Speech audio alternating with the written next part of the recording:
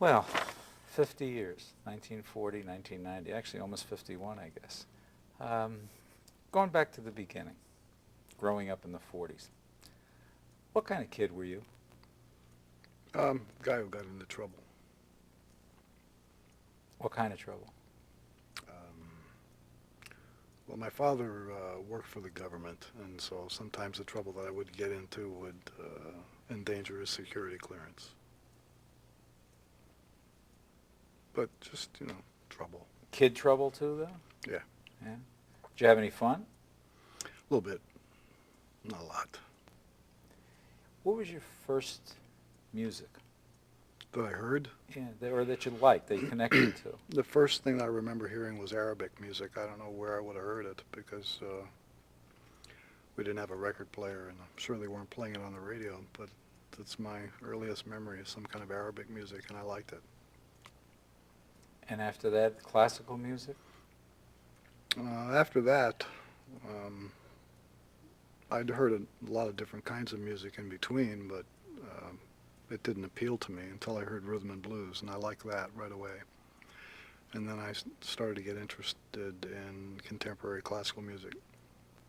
And who were the people you were most interested in? For the classical, the first album that I bought was the complete works of Edgar Varese, Volume 1. And then I got a cheap, one of those budget line recordings by the Worldwide Symphony Orchestra of The Rite of Spring. So I had those two albums, and I listened to them over and over and over and over again. But during that time, because of teachers at the high school, they brought records in and played for me things by Anton Webern and Schoenberg. I had no interest in Beethoven, Mozart, or any of that kind of stuff. It just didn't sound interesting to me. There's a wonderful story about you making a long-distance phone call to Varese. Could you tell us about it? That was my 15th birthday, and my mother said that I could have $5 for my birthday, and I said, no, I'll just make a long-distance phone call. And I wanted to, since I'd been listening to this album for a couple of years, I wanted to talk to a man who could make music that was that strange. And I figured that since his mind was so unique, there was only one place where he could live, and that would be Greenwich Village. And so I dialed New York City information, and I asked for the phone number of Edgar Varese in Greenwich Village, and sure enough, that's where he lived. And they gave me the number, and I called it. But And he answered? no, he was on his way to work on the World's Fair in Brussels. You think kids today... Excuse me, we just need to make one little adjustment. First, I think it's ugly. They're more than ready to listen to other forms of music, which I think are ugly, but they find that... Yes. We have speed. Yes, speed. Just picking up on what we're talking about, maybe you could talk for a minute about kids today and relating to classical music, Varese, Stravinsky, whatever. There are some young people who listen to it, not because of what it is, but because it's just a variety, something different to listen to from what they've been listening to. But it's very few. In the United States, very few kids who seek it out, and even fewer of them who like it after they hear it. Why is that? Well, for one, there's no videos, and because the average music consumer today has to have 50% of the input through his eyes, otherwise the music doesn't exist. If there were, do you think, maybe you could talk about this, and if you could use the classical music phrase in it, if there were music videos of classical music, what would occur?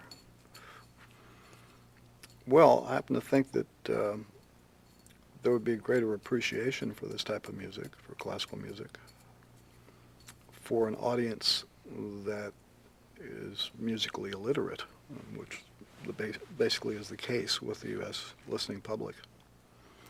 I'm going to ask you, since I'm cut out of the interview and it's just you, if you could repeat that again, if there were music videos of classical music. All right. If there were music videos of classical music, it would reach a wider audience, because the illiteracy factor, musical illiteracy factor of American listeners.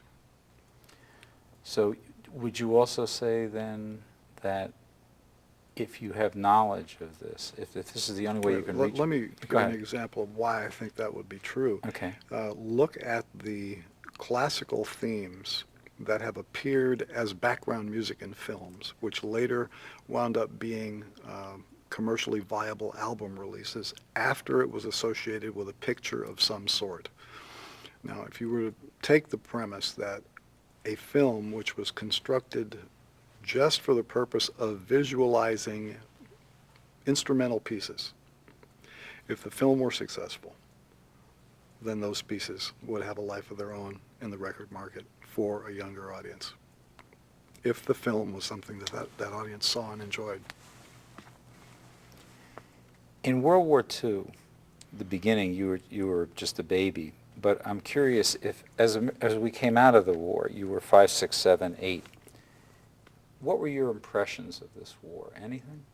Well, I remember being in blackouts. I remember hiding under the bed. I remember rationing. I remember being very poor. I remember my father working in various defense-related industries. And I wanted to help.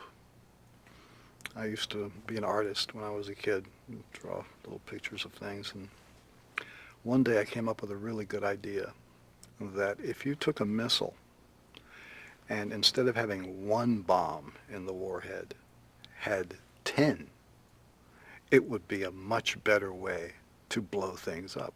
So around 5 or 6 years old, I designed an MX missile and gave the picture to my father.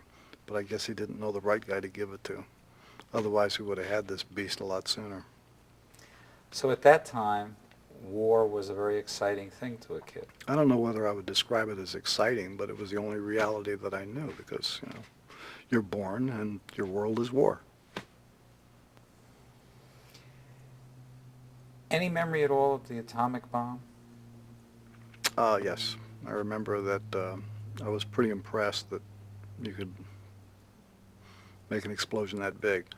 You have to understand that I've always been interested in fireworks and chemistry, and my early years were spent doing experimentations with things that exploded, so I was impressed with the atomic bomb.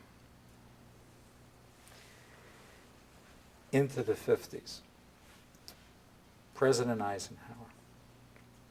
My recollection of President Eisenhower is that he played more golf than any human being that has ever been known in the history of newspapers, because the coverage of Ike's golf game was so extensive in the papers that I saw. It was unbelievable. I mean, you knew every step this man took on the links, and the last straw came in this one particular issue where Ike was on the front page playing golf, and way in the back, page 227 down there in the corner, was a tiny little article that said, "Scientists in Florida create life."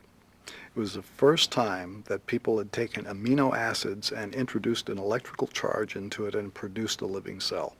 And it was way in the back of the paper, and the front of the paper was our president playing golf.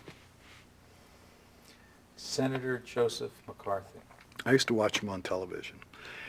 I think that he was one of the most important people in American history, and Mount Rushmore should either be replaced or should have a companion, another part of the mountain carved up with some other heads that have had the biggest influence on what America is today. His head should be there. J. Edgar Hoover's head should be there. Nixon's head should be there. And Reagan's head should be there.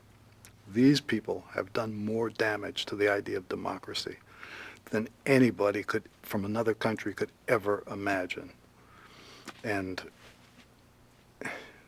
the impact of this poor, mentally ill, alcoholic son of a bitch and what he did to the United States, that naughty old Joe McCarthy,